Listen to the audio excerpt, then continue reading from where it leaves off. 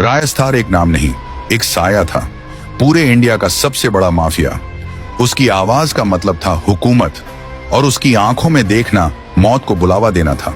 वो जो कहता वही कानून बन जाता। रेस्टार जब अपनी गाड़ी में निकलता तो ऐसा लगता जैसे कोई तूफान शहर को चीरता निकल गया हो। इंडिया में तो उसके दुश्मन पहले से थे, अब वो दूसरे मुल्कों में भी नफरत की लिस्ट में सबसे ऊपर था। और वहीं से उठ खड़ा हुआ उसका सबसे बड़ा दुश्मन, ब्लैक 444, एक ऐसा शख्स जो सिर्फ खून में यकीन करता था, और अब उसने फैसला कर लिया था रास्टार को खत्म करने का। ब्लैक 444 अपनी फौज तैयार कर रहा था। देश विदेश के बड़े बड़े डॉन उसकी गैंग में शामिल हो रहे थे, लेकिन रास्तार नर को हर हरकत की खबर थी। वो कोई आम माफिया नहीं था, वो तो आग से खेलता था।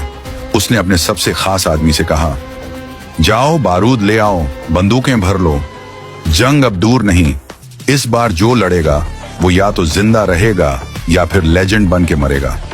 वो खास आदमी निकला, 3 भारी भरकम जिप गाड़ियों में हथियारों की बारिश लेकर लौटा।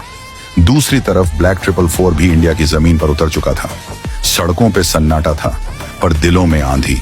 फिर आया वो दिन, वो एनब्रिज द 9, जहां फैसला होना था। रायस्टार अपने साथियों के साथ पहुंचा। सामने पहले से खड़े थे ब्लैक 444 के गुंडे, और फिर जंग छिड़ गई।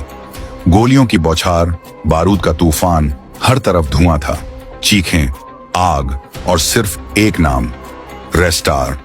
जब धुआं छटा, मैदान में सिर्फ खून था और गुंडों की लाशें।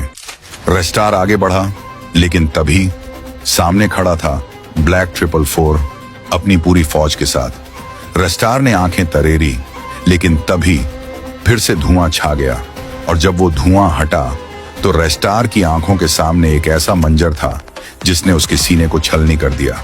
Part 2 comment.